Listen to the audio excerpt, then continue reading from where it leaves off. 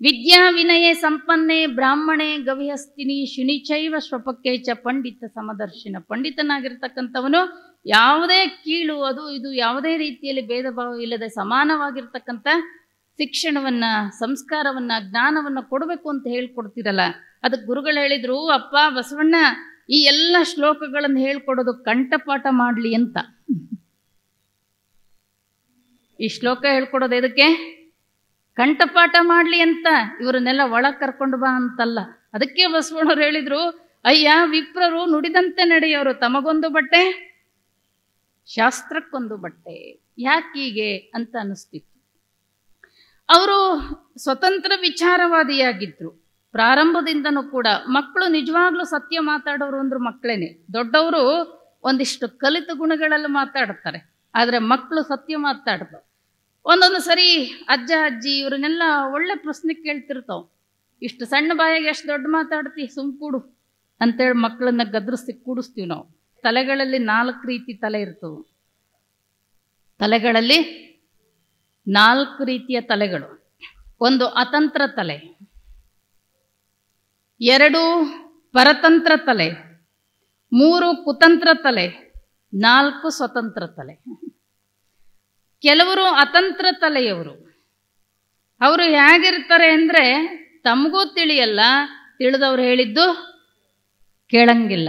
ಎಂಥ ತಲೆ ಇವ್ರದ್ದು? ಅತಂತ್ರ ತಲೆ. ಇನ್ನು ಕೆಲವ್ರು ಹೆಂಗಿರ್ತಾರೆ ಅಂದರೆ ಪರತಂತ್ರ ತಲೆಯವರು.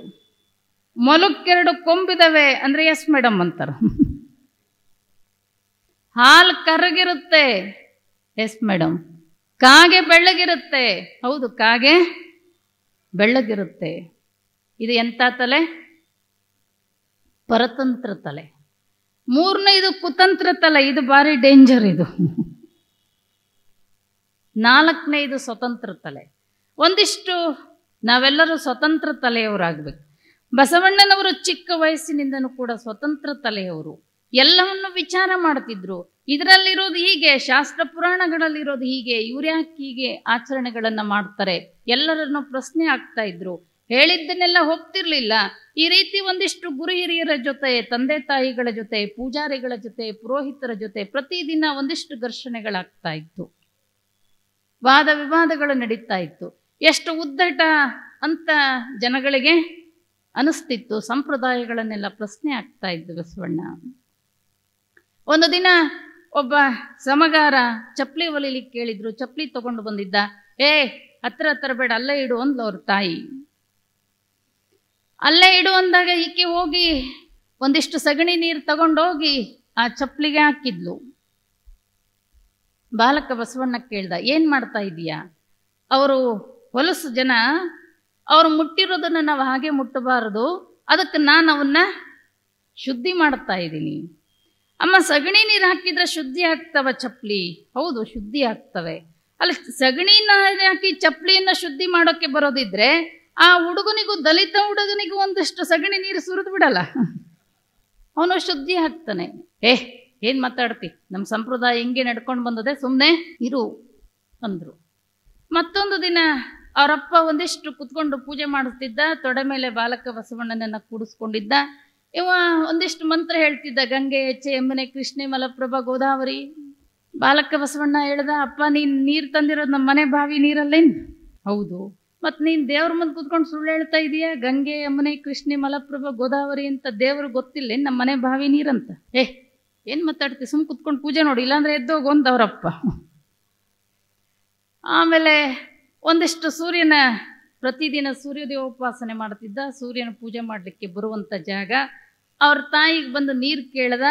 ಅದಕ್ಕೆ ಅವ್ರ ತಾಯಿ ಹೇಳಿದ್ಲು, ನಿಮ್ಮ ಅಪ್ಪನ ಪೂಜೆ ಆಗೋವರೆಗೂ ನೀರು ಕೊಡೋದಿಲ್ಲ, ಅವನ ಪೂಜೆ ಆದಮೇಲೆ ನೀರು ಕುಡಿಬೇಕು ನೀನು. ಇವ ಏನು ಮಾಡ್ದ, ಬಾಲಕ ಬಸವಣ್ಣ ಕೈಯಲ್ಲೊಂದು ಸಣ್ಣ ಗುದ್ಲಿ ತಗೊಂಡು ಅಲ್ಲೊಂದು ಅವರಪ್ಪ ಸೂರ್ಯನ ಪೂಜೆ ಮಾಡೋ ನಿಂತ ಜಾಗದಲ್ಲಿ ಒಂದು 8-10 ಗುಂಡಿಗಳನ್ನು ತೋಡ್ದ. ಇವ ಒಂದಿಷ್ಟು ಸೂರ್ಯೋದಯೋಪಾಸನೆಗೆ ಅಂತ ಹೊರಗಡೆ ಬಂದ. ನೋಡ್ದ ಕಾಲಲ್ಲಿ ಅಲ್ಲೊಂದು ತಗ್ಗಿದ್ವು. ಹೆಂಡತಿ ಕೇಳ್ದ, ಏನಿದು, ನಿಮ್ಮ ಮಗ ಏನೋ ಮಾಡ್ತಿದ್ದ ಅಂದ್ಲಕ್ಕಿ. ಬಸವಣ್ಣನ ಕರೆದ, ಬಸವರ್ಸ ಬಾ ಇಲ್ಲಿ ಅಂತ. ಏನೋ ಇದೆಲ್ಲ? ಬಾಲಕ ಬಸವಣ್ಣ ಅಂದ, ಅಪ್ಪ ನನಗೆ ಬಹಳ ಬಾಯಾರಿಕೆ ಆಗಿತ್ತು, ಅವುಗೆ ನೀರು ಕೇಳಿದೆ, ಆಕೆ ನಿನ್ನ ಪೂಜೆ ಆಗೋವರೆಗೂ ನೀರು ಕೊಡಲ್ಲ ಅಂದ್ಲು, ಅದಕ್ಕೆ ನಾನು ಬಾವಿ ತೋಡುತ್ತಿದ್ದೆ. ಅದಕ್ಕೆ ಅವರಪ್ಪ ಅಂದ, ಲೋ ಹುಚ್ಚ, ಒಂದೇ ಗುಂಡಿನ ಒಂದೇ ಆಳವಾಗಿ ತೋಡ್ತಾ ಹೋದ್ರೂ ನೀರು ಬರುತ್ತೆ, ಅದನ್ನು ಬಿಟ್ಟು ಇಲ್ಲೊಂದು ಹಂಗೆ ತಗ್ಗು ತೋಡಿದ್ರೆ ಎಲ್ಲರೂ ನೀರು ಬರ್ತವೇನೋ ಅಂತ ಕೇಳ್ದ.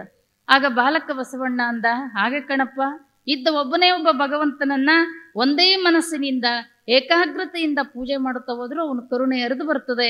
ಹಿಂಗೆ 108 ದೇವರುಗಳನ್ನ ಹಾಕ್ಕೊಂಡು ನೀನು ಪೂಜೆ ಮಾಡಿದ್ರೆ ನಿನ್ನ ಭಕ್ತಿ ಯಾವ ದೇವ್ರಿಗೆ ಅಂತ ಸಲ್ಲಬೇಕು ಅಂತ ಕೇಳ್ದ. 108 ಮ್ಯೂಸಿಯಂ ಥರ ಹಾಕ್ಕೊಂಡು, ಯಾಕೆಂದ್ರೆ ವೇದ ಉಪನಿಷತ್ತುಗಳು ಕೂಡ ದೇವನೊಬ್ಬ ಅಂತ ಹೇಳ್ತವೆ. ಅದನ್ನು ಸ್ವತಃ ಬಸವಣ್ಣವರು ಹೇಳ್ತಾರೆ.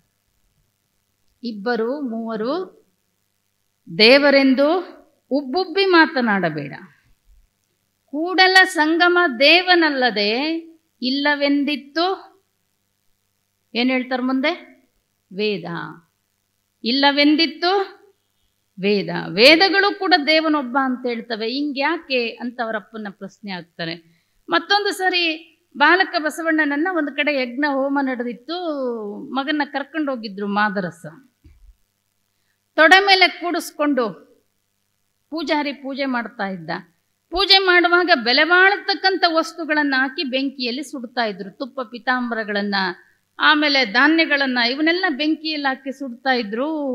ಬಸವಣ್ಣನಿಗೆ ಒಂದಿಷ್ಟು ನೋವು ಅನ್ನಿಸ್ತದೆ. ಇಷ್ಟೊಂದು ಬೆಲೆ ಬಾಳೋ, ಈಗೆಲ್ಲ ನಮ್ಮ ರಾಜಕಾರಣಿಗಳೆಲ್ಲ ಕೆಲವು ಯಾಗಗಳನ್ನು ಮಾಡುತ್ತಾ ಇದ್ದಾರೆ. ಚಂಡಿಕಾ ಯಾಗ, ಕೋಟಿಗಟ್ಟಲೆ ಖರ್ಚು ಮಾಡಿ ಅದರಲ್ಲಿ ಬೆಂಕಿಯಲ್ಲಿ ಹಾಕಿ ಸುಡ್ತಕ್ಕಂಥದ್ದು. ನಿಜವಾಗ್ಲೂ ಬಹುಶಃ ಈ ದೇಶದಲ್ಲಿ ನಮ್ಗೆ ಯುವಕರೇ ಇಲ್ಲೇನೋ, ಶಾರೀರಿಕವಾಗಿ ಯುವಕರು ಇರಬಹುದು, ಖಂಡಿಸ್ತಕ್ಕಂಥ ಗುಣ ನಮ್ಮ ಜನಕ್ಕಿವತ್ತು ನಮ್ಮ ಯುವಕರಲ್ಲಿ ಬರ್ತಾನೆ ಇಲ್ಲೇನೋ ಅಂತ ಅನಿಸ್ತಾ ಇದೆ. ಇವತ್ತು ಅಷ್ಟೊಂದು ಬೆಲೆಮಾಣ ವಸ್ತುಗಳನ್ನು, ಎಷ್ಟೊಂದು ಬಡತನ ದೇಶದಲ್ಲಿ, ಒಂದು ದಿವಸಕ್ಕೆ ಎಷ್ಟೋ ಪೌಷ್ಟಿಕಾಂಶಗಳ ಕೊರತೆಯಿಂದ ಮಕ್ಕಳು ಸಾಯ್ತಾ ಇದ್ದಾವೆ. ಇಷ್ಟೆಲ್ಲ ಬಡತನ ಇದ್ದಾಗ ಇಷ್ಟು ಬೆಲೆಬಾಳ ವಸ್ತುಗಳನ್ನು ಬೆಂಕಿಯಲ್ಲಿ ಹಾಕಿ ಸುಡ್ತಾರಲ್ಲ, ನೋವನಿಸ್ತದೆ ಬಸವಣ್ಣನಿಗೆ. ಅವರಪ್ಪನಿಗೆ ಕೇಳ್ದ, ಅಪ್ಪ ಇಷ್ಟೊಂದು ತುಪ್ಪ ಗಿಪ್ಪ ಎಲ್ಲ ಬೆಂಕಿಯಲ್ಲಿ ಹಾಕಿ ಸುಡ್ತಾ ಇದ್ದಾರಲ್ಲ, ಯಾರಿಗಾದ್ರೂ ಕೊಟ್ರೆ ಹೊಟ್ಟೆ ತುಂಬಿಸ್ಕೊಳಲ್ವಾ? ಎಷ್ಟೋ ಜನ ಮೈ ತುಂಬ ಬಟ್ಟೆ ಇಲ್ಲ, ಯಾರಿಗಾದ್ರೂ ಕೊಟ್ರೆ ಮೈ ತುಂಬ ಒಂದಿಷ್ಟು ಬಟ್ಟೆ ಕುಟ್ಕೊಳ್ಳಲ್ವಾ? ಯಾಕಿದ ನಿಂಗೆ ಬೆಂಕಿಯಲ್ಲಿ ಹಾಕಿ ಸುಡ್ತಾ ಇದ್ದಾರೆ ಅಂತ ಕೇಳಿದ. ಅವರಪ್ಪನ ಕೇಳಿದ್ದು ಪೂಜಾರಿ ಅಂದ, ಬಸವಣ್ಣ ಏನು ಮಾತಾಡ್ತಾ ಇದ್ದೀನಿ? ನೀನು ಅಗ್ನಿ ಅಂದರೆ ಏನು ಅನ್ಕೊಂಡಿ? ಬೆಂಕಿ ಅಂದರೆ ಏನು ಅನ್ಕೊಂಡಿ? ಸಾಕ್ಷಾತ್ ಭಗವಂತ. ಅಗ್ನಿ ಅಂದರೆ ಸಾಕ್ಷಾತ್ ಭಗವಂತ. ನಾವು ಭಗವಂತನನ್ನ ತೃಪ್ತಿಪಡಿಸೋದು ಅಗ್ನಿ ಮುಖಾಂತರನೇ. ಭಗವಂತನನ್ನ ತೃಪ್ತಿಪಡಿಸೋದು ಅಗ್ನಿ ಮುಖಾಂತರನೇ. ಬೇರೆ ಯಾವುದೇ ನೀವು ಮುಂದೆ ಎಡೆ ಇಟ್ಟರೆ ತಿನ್ನೋದಿಲ್ಲ, ಹೌದಾ? ಅಗ್ನಿಯಲ್ಲಿ ಹಾಕಿದ್ರೆ ಅಂದ ಇವ ಸಾಕ್ಷಾತ್ ಭಗವಂತ. ನಾವು ಭಗವಂತನನ್ನ ತೃಪ್ತಿಪಡಿಸ್ಲಿಕ್ಕೆ ಸಾಧ್ಯ ಇರೋದು ಅಗ್ನಿ ಮುಖಾಂತರನೇ. ಸುಮ್ಮನೆ ಕುತ್ಕೊಂಡು ಪೂಜೆ ನೋಡು, ಇಲ್ಲ ಅಂದ್ರೆ ಎದ್ದೋಗು ಅಂದವ. ಅಷ್ಟರೊಳಗೆ ಆ ಪೂಜೆ ಮಾಡ್ತಿದ್ದ ಪೂಜಾರಿ ಮನೆ ಒಬ್ಬ ಆಳಮಗ ಓಡಿ ಬಂದು ಹೇಳ್ದ, ಶಾಸ್ತ್ರಿಗಳೇ ನಿಮ್ಮ ಮನೆಗೆ ಬೆಂಕಿ ಬಿದ್ದದೆ ಅಂದ. ನಿಮ್ಮ ಮನೆಗೆ ಬೆಂಕಿ ಬಿದ್ದದೆ, ಬೆಂಕಿ ಹತ್ಕೊಂಡು ಉರಿತಾ ಇದೆ. ಇಲ್ಲಿವರೆಗೆ ದೇವರು ಅಂಥೇಳಿ ತುಪ್ಪ ಪಿತಾಂಬರಗಳನ್ನು ಹಾಕಿ ಮಂತ್ರಗಳನ್ನು ಹೇಳುತ್ತಾ ಪೂಜೆ ಮಾಡುತ್ತಿದ್ದ ಈ ಪೂಜಾರಿ ಈಗ ಎದ್ದು ನಿಂತು, ತೂ ದರಿದ್ರಗೆಟ್ಟು ಬೆಂಕಿ, ಹಾಳುಗೆಟ್ಟು ಬೆಂಕಿ, ನಮ್ಮನೆ ಬೆಂಕಿ ಎತ್ತು ಬಿಡುತ್ತೋ ಅಂತ ಬೈಯಕ್ಕೆ ಶುರು ಮಾಡ್ದ. ಬಾಲಕ ಬಸವಣ್ಣ ಎದ್ದು ನಿಂತು ಹೇಳಿದ್ರು, ಶಾಸ್ತ್ರಿಗಳೇ, ಆ ಅಗ್ನಿದೇವನಿಗೆ ಬರೀ ತುಪ್ಪ ಪಿತಾಂಬರ ಸಾಕಾಗಿಲ್ಲ, ನಿಮ್ಮ ಮನೇನೂ ಬೇಕು ಅಂತ ತಗೊಂಡನ್ ಜೋರಾಗಿ ಮಂತ್ರ ಹೇಳ್ರಲ್ಲ. ಬಸವಣ್ಣವ್ರು ಅದನ್ನೇ ಬರೀತಾರ ಅವರು ವಚನದಲ್ಲಿ. ಕಿಚ್ಚು ದೈವವೆಂದು ಹವಿಯ ನಿಕ್ಕುವ ಹಾರವನ ಮನೆಯಲ್ಲಿ ಕಿಚ್ಚೆದ್ದು ಸುಡುವಾಗ ಬಚ್ಚಲ ನೀರು ಬೀದಿಯ ಧೂಳು ಒಯ್ದು ಬೊಬ್ಬಿಟ್ಟೆಲ್ಲರ ಕರೆಯುತ್ತಿದ್ದರಯ್ಯ, ಕೂಡಲ ಸಂಗಮ ದೇವ ಒಂದನೆಯ ಮರೆದು ನಿಂದಿಸುತ್ತಿದ್ದರಯ್ಯ. ಕಿಚ್ಚು ದೈವವೆಂದು ಹವಿಯ ನಿಕ್ಕುವ, ದೇವರು ಅಂತೇಳಿ ಎಲ್ಲ ಹವಿಸ್ಸನ್ನ ಹಾಕಿ ತುಪ್ಪ ಪಿತಾಂಬರಗಳನ್ನು ಹಾಕಿ ಪೂಜೆ ಮಾಡ್ತೀರಾ, ಸರಿ ಆಯಿತು. ಅದೇ ಬೆಂಕಿ ನಿಮ್ಮ ಮನೆಗೋ ಹುಲ್ಲಿನ ಬಣವೆಗೋ ಹತ್ತಿದ್ರೆ ಯಾವ ಗಟಾರದ ನೀರು ಅಂತ ನೋಡೋದಿಲ್ಲ, ಯಾರ ಕಾಲಕ್ಕೆ ತುಳಿದಿರೋ ಧೂಳು ಅಂತ ನೋಡೋದಿಲ್ಲ. ಆ ಬೆಂಕಿ ಆರಿಸ್ಲಿಕ್ಕೆಲ್ಲ ತಗೊಂಡೋಗಿ ಸುರಿತಿರೋದಿಲ್ಲ. ಮತ್ತು ದೇವ್ರು ಯಾವುದು ನಿಮ್ಮ ದೃಷ್ಟಿಯಲ್ಲಿ? ನಿನ್ನ ಜೊತೆಯಲ್ಲಿರ್ತಕ್ಕಂಥ ಯೇಸು ಕ್ರಿಸ್ತ ಒಂದು ಮಾತನ್ನು ಹೇಳ್ತಾನೆ, ನಿನ್ನ ಜೊತೆಯಲ್ಲಿರ್ತಕ್ಕಂಥ ಸ್ನೇಹಿತ ಕಷ್ಟ, ನೋವು, ದುಃಖದಲ್ಲಿ ಬಳಲುವಂತ ಸ್ನೇಹಿತನನ್ನ ಪ್ರೀತಿಸದ ನೀನು ಕಾಣಲಾರದ ದೇವನನ್ನೇನು ಪ್ರೀತಿಸುವಿ? ನೀವೇನು ಕೊಟ್ಟರು ದೇವ್ರು ತಗೊಳ್ಳೋದಿಲ್ಲ. ನೀವೇನು ಮುಂದಿಟ್ರು ಎಂದಾರ ತಿಂದಿರೋದು ನೋಡಿರೇನು? ಉಂಬ ಜಂಗಮ ಬಂದರೆ ನಡೆ ನಡೆ ಎಂಬರು. ಯಾರಾದ್ರೂ ಹಸ್ತವನ್ ಬಂದು ತಾಯಿ ಸ್ವಲ್ಪ ಏನಾರು ಇದ್ರು ನೀಡಂದ್ರೆ ಹೋಗಿ ದುಡ್ಕೊಂಡು ತಿನ್ನೋದು ಬಿಟ್ಟು ಭಿಕ್ಷೆ ಬೇಡಕ್ಕೆ ಬಂದು ಹೋಗು ಅಂತ ಬೈದು ಕಳಿಸ್ತೀವಿ. ಉಣ್ಣದ ಲಿಂಗಕ್ಕೆ ಬೋನವೈಡಿ ಎಂಬರು. ನಿಮಗೆಲ್ಲ ಗೊತ್ತು, ಅದಕ್ಕೆ ನೈವೇದ್ಯ ಹಿಡಿದು ನಾವೇ ತಿನ್ನೋದು ಅಂತ. ಅಕಸ್ಮಾತ್ ಅವನು ಏನಾದರೂ ತಿನ್ನಂಗಿದ್ದಿದ್ರೆ ನಾವೇನು ಹಿಡಿತಿದ್ವೋ ಇಲ್ಲೋ ಗೊತ್ತಿಲ್ಲ. ನೀವೇನು ಕೊಟ್ಟರು ಭಗವಂತ ಸ್ವೀಕಾರ ಮಾಡೋದಿಲ್ಲ. ಆಮೇಲೆ ನಿಮ್ಮದು ಅನ್ನೋದು ಈ ಜಗತ್ತಿನಲ್ಲಿ ಏನೂ ಇಲ್ಲ ಅವನಿಗೆ ಕೊಡಲಿಕ್ಕೆ. ನಿಮ್ಮದು ಅನ್ನೋದು ಏನೂ ಇಲ್ಲ. ನೀವೇನು ಸಂಪಾದನೆ ಮಾಡಿರಬಹುದು, ಎಷ್ಟೋ ಕೋಟಿ ಸಂಪಾದನೆ ಮಾಡಿರಬಹುದು, ಅದು ನೀವು ಸಂಪಾದನೆ ಮಾಡಿರೋದು ನೀವು ಬರೋದಕ್ಕಿಂತ ಪೂರ್ವದಲ್ಲಿ ಇಲ್ಲಿ ಇತ್ತು. ಇಲ್ಲಿ ಇದ್ದದ್ರಲ್ಲಿ ನೀವು ಸಂಪಾದನೆ ಮಾಡ್ಕೊಂಡಿರಿ. ಇಲ್ಲಿತ್ತು, ನೀವು ಹೋಗುವಾಗ ಅದು ನಿಮ್ಮ ಜೊತೆ ಬರೋದಿಲ್ಲ, ಇಲ್ಲೇ ಇರ್ತು. ಅದಕ್ಕೆ ಪ್ರಭುದೇವರು ಹೇಳಿದ್ದು, ಭೂಮಿ ನಿನ್ನದಲ್ಲ, ಹೇಮ ನಿನ್ನದಲ್ಲ, ಕಾಮಿನಿ ನಿನ್ನವಳೆ. ನಿಮ್ಮ ಹೆಸರಿಗೇನೋ ಉತ್ತಾರ ಇರ್ಬೋದು ಒಂಚೂರು. ಅದು ಮೊದಲು ಇತ್ತು, ಈಗೂ ಇರ್ತದೆ, ನಿಮ್ಮ ನಂತರನೂ ಅದು ಇರ್ತದೆ. ಅದ್ಯಾವುದು ನಮ್ಮ ಜೊತೆ ಬರೋದಿಲ್ಲ. ಆಮೇಲೆ ನೀವೇನು ನೈವೇದ್ಯ ಇಟ್ಟರು ತಗೊಳ್ಳೋದಿಲ್ಲ. ನೀವೇನು ಭಗವಂತನಿಗೆ ನೈವೇದ್ಯ ಅಂತ ಹಿಡಿತೀರಲ್ಲ, ಎಲ್ಲ ಅವಂದೇ ಅಂದಾಗ ಅವಂದೇ ತಗೊಂಡು ಅವನಿಗೇನು ಕೊಡ್ತೀರಿ ನೀವು? ಅವನಿಗೆ ಕೊಡಬೇಕಾಗಿದ್ದೇನು? ನಮ್ಮಲ್ಲಿರ್ತಕ್ಕಂಥ ಭಕ್ತಿ, ಶ್ರದ್ಧೆ, ನಿಷ್ಠೆ, ಏಕಾಗ್ರತೆ, ನಂಬಿಕೆ, ಶರಣಾಗತಿ, ಇವುಗಳನ್ನು, ಸದ್ಗುಣಗಳನ್ನು ಭಗವಂತನಿಗೆ ಕೊಡಬೇಕಾಗಿರೋದು. ಹೊರಗಡೆ ವಸ್ತುಗಳಲ್ಲ, ಅವ್ಯಾವು ನಿಮ್ಮವಲ್ಲ, ಅವ್ಯಾವು ನಿಮ್ಮವಲ್ಲ. ಅವನಿಗೆ ಬಿಡಬೇಕಾಗಿರೋದೇನು? ಏನೇನೋ ಬಿಡ್ತೀವಿ ನಾವು. ಕೂದಲ ಬಿಡ್ತೀವಿ, ಅದೆಲ್ಲ ಭಗವಂತನಿಗೆ ಬಿಡಬೇಕಾಗಿರೋದು. ಅದಕ್ಕೆ ಬಸವಣ್ಣವ್ರು ಹೇಳೋದು, ಹಾಲು ನೇಮ, ಹಾಲ ಕೆನೆಯ ನೇಮ, ಕೆನೆ ತಪ್ಪಿದ ಬಳಿಕ ಕಿಚ್ಚಡಿಯ ನೇಮ, ಅಂಬಲಿಯ ನೇಮದವರನ್ನಾರನ್ನು ಕಾಣೆ. ಕೆಲವರು ಉಪವಾಸ ಇರ್ತಾರೆ, ಅನ್ನ ಉಣ್ಣಲ್ಲಂತೆ, ರೊಟ್ಟಿ ತಿನ್ನಲ್ಲಂತೆ, ಬೇಕಾದ್ರೆ ಒಂದು ಸೇರು ಉಪ್ಪಿಟ್ಟು ತಿನ್ಬೋದಂತೆ. ಇವರು ನೇಮಗಳಿವು ಏನೇನೋ ದೇವ್ರ ಸಲುವಾಗಿ ಬಿಟ್ಟವರು ಇದ್ದಾರೆ. ಸೊಪ್ಪು ಬಿಟ್ಟವರುಂಟು, ತುಪ್ಪ ಬಿಟ್ಟವರುಂಟು, ತಪ್ಪು ಬಿಟ್ಟವರನ್ನು ಒಬ್ಬರನ್ನು ಕಾಣೆ. ತಪ್ಪುಗಳನ್ನು ಬಿಡಬೇಕು. ಇಂಥ ನಿಜವಾದ ದೇವರನ್ನು ಅರ್ಥ ಮಾಡ್ಕೊಳ್ಳದೆ, ನಿಜವಾದ ದೇವರಿಗೆ ಏನು ಬೇಕು ಅಂತಕ್ಕಂಥದ್ದನ್ನು ತಿಳ್ಕೊಳ್ಳದೆ, ನಿಜವಾದ ದೇವರನ್ನು ಹೆಂಗೆ ಸತ್ಯವನ್ನು ಅರ್ಥಕೋಬೇಕು ಅಂತಕ್ಕಂಥ ಪರಿಜ್ಞಾನ ಇಲ್ಲದೆ ಇಂಥ ಮೂಢನಂಬಿಕೆಗಳನ್ನು ಮಾಡೋದನ್ನು ನೋಡಿ ಮನಸ್ಸಿಗೆ ಬಸವಣ್ಣನವರಿಗೆ ಒಂದು ರೀತಿ ಕಸಿವಿಸಿ ಅನ್ನಿಸ್ತಾ ಇತ್ತು. ಬಸವಣ್ಣನಿಗೆ ಕಸಿವಿಸಿ ಅನ್ನಿಸ್ತಾ ಇತ್ತು. ಅದಕ್ಕೆ ಯಾಕೆ ಹೀಗೆ ಅಂತ ಅನ್ನಿಸ್ತಾ ಇತ್ತು. ನಿಜವಾದ ಬೆಂಕಿ ಇವ್ರ ಮನೆಗತ್ತಿದ್ರೆ, ಹುಲ್ಲಿನ ಬಣವೆಗತ್ತಿದ್ರೆ ಎಲ್ಲ ತಗೊಂಡೋಗಿ ಸುರಿತಾರೆ, ಅಲ್ಲಿ ಬೈತಾರೆ. ಇಲ್ಲಿ ನೋಡಿದ್ರೆ ಮಂತ್ರ ಹೇಳ್ತಾರೆ, ತುಪ್ಪ ಪಿತಾಂಬರಗಳಾಗ್ತಾರೆ. ಯಾಕೆ ಹೀಗೆ? ಕಿಚ್ಚು ದೈವವೆಂದು ಹವಿಯ ನಿಕ್ಕುವ ಹಾರವನ ಮನೆಯಲ್ಲಿ ಕಿಚ್ಚೆದ್ದು ಸುಡುವಾಗ ಬಚ್ಚಲ ನೀರು ಬೀದಿಯ ಧೂಳು ಒಯ್ದು ಬೊಬ್ಬಿಟ್ಟು ಕರೆಯುತ್ತಿದ್ದರಯ್ಯ. ಕೂಡಲ ಸಂಗಮ ದೇವ ವಂದನೆಯ ಮರೆದು ನಿಂದಿಸುತ್ತಿದ್ದರಯ್ಯ. ಸ್ಮರಿಸೋದನ್ನ ಬಿಟ್ಟು ಬೈಲಿಕ್ಕೆ ಶುರು ಮಾಡುತ್ತಾರೆ. ಹಾಗಾದರೆ ಇವರ ದೃಷ್ಟಿಯಲ್ಲಿ ದೇವರು ಯಾವುದು? ನೀರನ್ನು ಕಂಡಲ್ಲಿ ಮುಳುಗುವರಯ್ಯ, ಮರವನ್ನು ಕಂಡಲ್ಲಿ ಸುತ್ತುವರಯ್ಯ. ಬತ್ತುವ ಜಲವ, ಒಣಗುವ ಮರವ. ತನಗೆ ಅಸ್ತಿತ್ವ ಇಲ್ಲ, ತನಗೆ ಅಸ್ತಿತ್ವ ಇಲ್ಲ. ನಮ್ಮ ಕಾರಂತರು ಒಂದು ಕತೆ ಬರೆದಿದ್ದಾರೆ. ಒಂದು ಗದ್ಗೆಗೆ ನಡ್ಕೋತಾರೆ ಆ ಕಡೆ ಮಂಗಳೂರು ಕಡೆ ಜನ. ಅದು ಒಂದು ನರಸಮ್ಮ ಗದ್ಗೆ ಅಂತ ಒಂದೈತೆ. ಆಕೆ ಈ ಗಂಡ ಸತ್ತಾಗ ಆಗಿನ ಕಾಲದಲ್ಲಿ ಸತಿ ಹೋಗೋದು ಅಂತ ಇತ್ತು ನೋಡ್ರಿ, ಸತಿ ಸಹಗಮನ ಪದ್ಧತಿ. ಆ ರೀತಿಯಲ್ಲಿ ಸತ್ತವಳು. ಆಕೆಗೆ ಸಾಯ್ಲಿಕ್ಕೆ ಇಷ್ಟ ಇಲ್ಲದೆ ಸತ್ತವಳು, ಮಕ್ಕಳು ಮರಿ ಇಲ್ಲದೆ ಸತ್ತವಳು, ತನಗೆ ಅಸ್ತಿತ್ವವನ್ನು ಕಂಡುಕೊಳ್ಳದೆ ಸತ್ತವಳು. ಆಕೆನ ಹೋಗಿ ಇವರು ನನಗೆ ಮುತ್ತೈದೆ ಭಾಗ್ಯ ಕೊಡು ಅಂತ ಕೇಳ್ತಾರೆ. ಆಕೆನೇ ಮುತ್ತೈದೆಯಾಗಿ ಸಾಯಲಿಲ್ಲ, ನಿಮಗೆ ಹೆಂಗೆ ಮುತ್ತೈದೆ ಭಾಗ್ಯ ಕೊಡ್ಲಿಕ್ಕೆ ಸಾಧ್ಯ? ಆಕೆನೇ ಅಸ್ತಿತ್ವ ಇಲ್ಲದೆ ವಿಲವಿಲ ಒದ್ದಾಡಿ ಸತ್ತವಳು, ನಿಮಗೆ ಹೆಂಗೆ ಸ್ಥಿರತೆ ಕೊಡಲಿಕ್ಕೆ ಸಾಧ್ಯ? ಅದಕ್ಕೆ ಬಸವಣ್ಣನವರಿಗೆ ಒಂದಿಷ್ಟು ಈ ಎಲ್ಲ ಆಚರಣೆಗಳನ್ನು ಕಂಡು ಬೇಡ ಅಂತ ಅನಿಸ್ತಿತ್ತು. ಸತ್ಯದ ಅರಿವು ಬಸವಣ್ಣನಿಗೆ ತಿಳಿದಿತ್ತು. ಅವರು 7-8 ವರ್ಷದ ಬಾಲಕ ಇದ್ದಾಗ ಅವರ ಒಂದು ಸಂಪ್ರದಾಯದ ಪ್ರಕಾರ ಜನಿವಾರ ಹಾಕುವಂಥ ಸಂದರ್ಭ. 3 ಎಳೆ ಜನಿವಾರ ಹಾಕಬೇಕಾಗಿತ್ತು.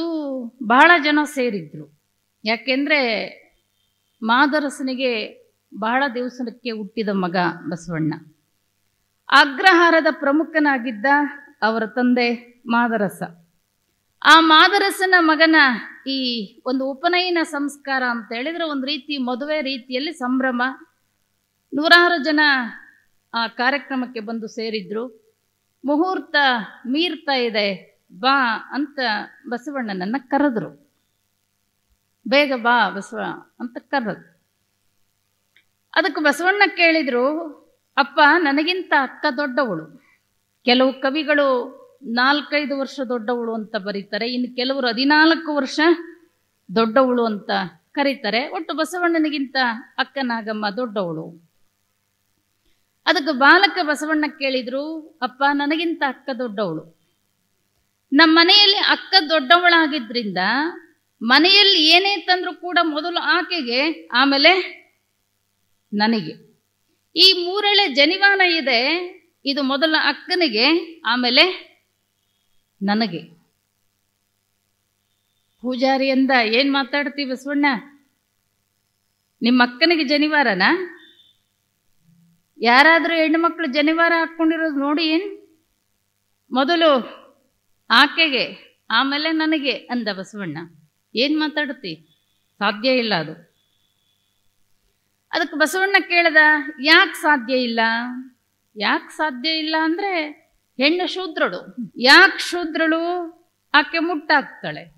ಅದಕ್ಕೆ ಬಸವಣ್ಣವ್ರು ಕೇಳಿದರು, ಮುಟ್ಟಾಕ್ತಾಳೆ ಅಂತ ಹೆಣ್ಣನ್ನು ನೀವು ಕೀಳು ಅಂತ ಕರೆಯೋದಾದರೆ, ಅದೇ ಮುಟ್ಟು 9 ತಿಂಗಳು ತಡೆದು ಪುರುಷನ ದೇಹ ಆಗ್ತದೆ. ಆ ಮುಟ್ಟು ತಡೆದಾಗಲೇ ಪುರುಷ ಹುಟ್ಟಿ ಬರೋದು. ಹಾಗಾದರೆ ಆ ಮುಟ್ಟು ತಡೆದು ಹುಟ್ಟಿದ ದೇಹ ಇದು ಹೆಂಗೆ ಶ್ರೇಷ್ಠ? ಇವತ್ತು ಆ ತಾಯಿ ಮುಟ್ಟಾಗಿದ್ದಾಳೆ ಅಂತ ಕೀಳು. ದೊಡ್ಡ ದೊಡ್ಡ ದೇವಸ್ಥಾನಗಳಿಗೆ ಇವತ್ತ ಶಬರಿಮಲೆ ಇವೆಲ್ಲ ಗಲಾಟೆ ನೋಡಿದ್ರಲ್ಲ, ಹೆಣ್ಣು ಮಕ್ಕಳು ಹೋಗುವಂಗಿಲ್ಲ, ಮುಟ್ಟಾಗ್ತಾಳೆ ಅನ್ನೋ ಕಾರಣಕ್ಕೆ ಹೋಗುವಂಗಿಲ್ಲ ಆಕೆ. ಮುಟ್ಟಾಗಿನಿ ಅಂತೇಳಿ ನೀವು ಹೊರ ಕುಂತು ಆ 3 ದಿನ 5 ದಿನ ಆ ಮಗುಗೆ ಹಾಲು ಕುಡಿಸ್ತಾ ಇದ್ದಿದ್ರೆ ಏನಾಗ್ತಿದ್ದ? ಗಂಡು ಮಗ. ಮುಟ್ಟಾದ ಹೊಲೆ ಒಳಗೆ ಹುಟ್ಟುವುದು ಜಗವೆಲ್ಲ. ಮುಟ್ಟಾದ ಹೊಲೆ ಒಳಗೆ ಹುಟ್ಟುವುದು ಜಗವೆಲ್ಲ. ಮುಟ್ಟು ಮುಟ್ಟೆಂದು ತೊಲಗುವ ಹಾರವನು ಹುಟ್ಟಿರುವುದೆಲ್ಲಿಂದ ಸರ್ವಜ್ಞ. ಮುಟ್ಟು ಕಂಡವಳನ್ನು ಮುಟ್ಟಲೊಲ್ಲರು ನೋಡ. ಮುಟ್ಟು ಕಂಡವಳನ್ನು ಮುಟ್ಟಲೊಲ್ಲರು ನೋಡ. ಮುಟ್ಟುತ್ತಾ ತಡೆದು ಹುಟ್ಟುತಿಹ ದೇಹವನು ಮುಟ್ಟುತಿಹರೇಕೆ ಸರ್ವಜ್ಞ. ಅದೇ ಮುಟ್ಟಿಂದ ಬಂದಿರತಕ್ಕಂಥ ಪುರುಷ ಶ್ರೇಷ್ಠ. ತಾಯಿ ಮುಟ್ಟಾಗಿದ್ದೀನಿ ಮತ್ತೊಂದು ಇಲ್ಲದೆ ಆಕೆ ಏನಾದರೂ ಅವತ್ತು ಹಾಲು ಕುಡಿಸಿರ್ಲಿಲ್ಲ ಅಂದರೆ ಈ ಶಬರಿಮಲೆಗೆ ಹೆಣ್ಣುಮಕ್ಕಳು ಹೋಗಬಾರ್ದು ಅನ್ನೋ ಧ್ವನಿ ಎತ್ತಕ್ಕೆ ಧ್ವನಿನೇ ಇರ್ತಿರ್ಲಿಲ್ಲ. ಅದನ್ನು ಬಸವಣ್ಣನವರು ಅಲ್ಲಗಳಿತಾರೆ. ಅನೇಕ ಋಷಿಮುನಿಗಳು ಭಾರತದಲ್ಲಿ ಇತಿಹಾಸವನ್ನು ತಗೊಂಡಾಗ ಹೆಣ್ಣನ್ನು ಅತ್ಯಂತ ನಿಕೃಷ್ಟವಾಗಿ ಕಂಡಿದ್ದಾರೆ. ಕಾರಣ ಆ ಪುರುಷ ಋಷಿಮುನಿಗಳ ಮನಸ್ಸಿನ ದೌರ್ಬಲ್ಯ. ಕಾರಣ ಏನು? ಆ ಋಷಿಮುನಿಗಳ ದೌರ್ಬಲ್ಯ. ಹೆಣ್ಣನ್ನು ಕಂಡ್ರೆ ಭಯ ಆಗ್ತಿತ್ತು ಅವ್ರಿಗೆ. ಯಾಕೆ ಅಂದ್ರೆ ಮನಸ್ಸನ್ನು ಹಿಡಿತದಲ್ಲಿ ಇಟ್ಕೊಳ್ಳಿಕ್ಕೆ ಆಗ್ತಿರ್ಲಿಲ್ಲ. ಅದಕ್ಕೆ ಅವ್ರ ಗೆಜ್ಜೆ ಶಬ್ದ ಕೇಳಂಗಿಲ್ಲ, ಅವ್ರ ಕೈ ಬಳೆ ಶಬ್ದ ಕೇಳಂಗಿಲ್ಲ. ನಿಜವಾದ ಜಂಗಮ, ನಿಜವಾದ ಸನ್ಯಾಸಿ ಅಂದ್ರೆ ಅವನ್ನೆಲ್ಲ ಕೇಳಿದಾಗ್ಲೂ ಮನಸ್ಸು ಸ್ಥಿರವಾಗಿ ನಿಂತ್ರೆ ಮಾತ್ರ. ಆ ಎಲ್ಲರ ಮಧ್ಯೆ ಇದ್ರೂ ಕೂಡ ಮನಸ್ಸು ಚಂಚಲ ಆಗದ ಇದ್ರೆ ಮಾತ್ರ ಆತ ಸನ್ಯಾಸಿ. ಅವ್ರಿಗೆ ಎಲ್ಲೋ ದೂರ ಇದ್ರಲ್ಲ, ಅವ್ರಿಗೆ ಎದುರಿ ಆಕೆಯನ್ನ ಕೀಳು ಅಂತ ಕರಿತಾ ಬಂದ್ರು. ಎದುರಿ ಅದನ್ನ ಬಸವಣ್ಣನವರು ಅಲ್ಲಗಳಿತಾರೆ. ಅಲ್ಲ, ಜನ್ಮ ಕೊಡ್ತಕ್ಕಂಥವಳು ತಾಯಿ.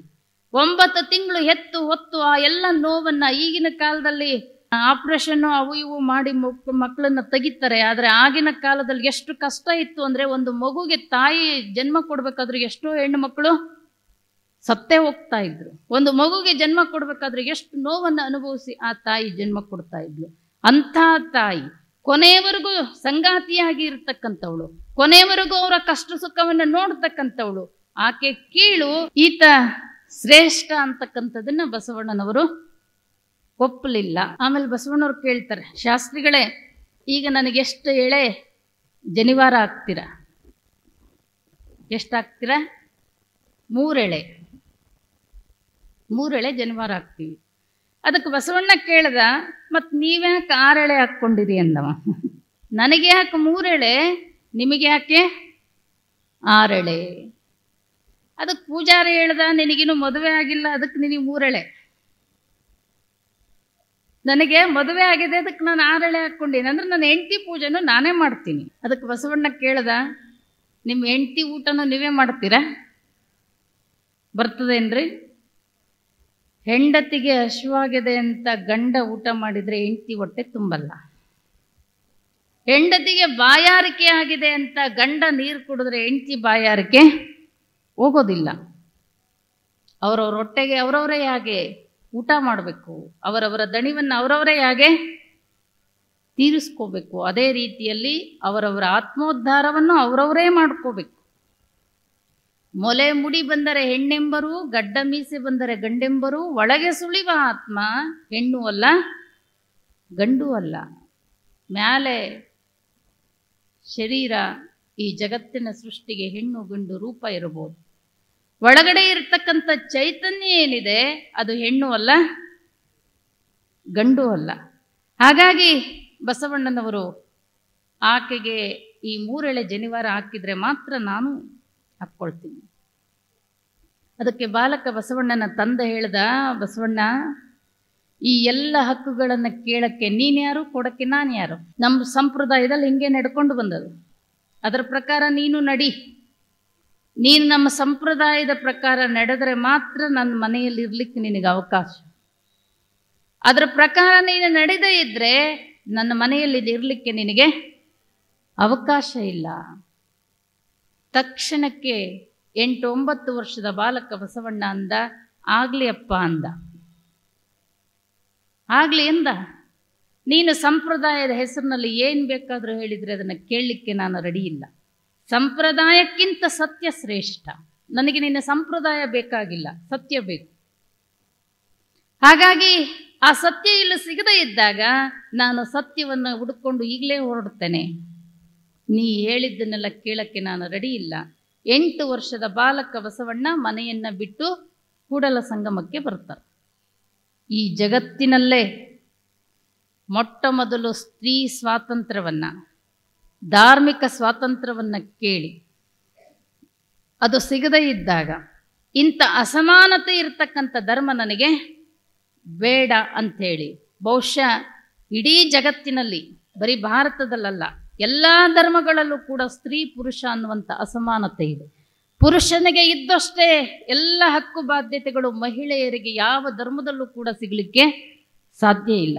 ಇಡೀ ಜಗತ್ತಿನಲ್ಲಿ ಒಂದು ಧರ್ಮದಲ್ಲಿ, ಯಾವುದಾದ್ರೂ ಧರ್ಮದಲ್ಲಿ ಸ್ತ್ರೀ ಮತ್ತು ಪುರುಷ ಸಮಾನವಾದ ಹಕ್ಕು ಬಾಧ್ಯತೆಗಳದು ಕೊಟ್ಟಿದ್ರೆ ಅದು ಲಿಂಗವಂತ ಧರ್ಮದಲ್ಲಿ ಅದು ಬಸವಣ್ಣನವರು ಕೊಟ್ಟದ್ದು. ಅದಕ್ಕೆ ನಾನು ಯಾವಾಗಲೂ ಹೆಣ್ಮಕ್ಳಿಗೆ ಹೇಳ್ತಿರ್ತೀನಿ, ಪುರುಷರು ಎಷ್ಟು ಬಸವಣ್ಣನನ್ನು ಪೂಜಿಸ್ತಾರೆ ಅದಕ್ಕಿಂತ 10 ಪಟ್ಟು 100 ಪಟ್ಟು ಬಸವಣ್ಣನನ್ನು ಮಹಿಳೆಯರು ಪೂಜಿಸಬೇಕು.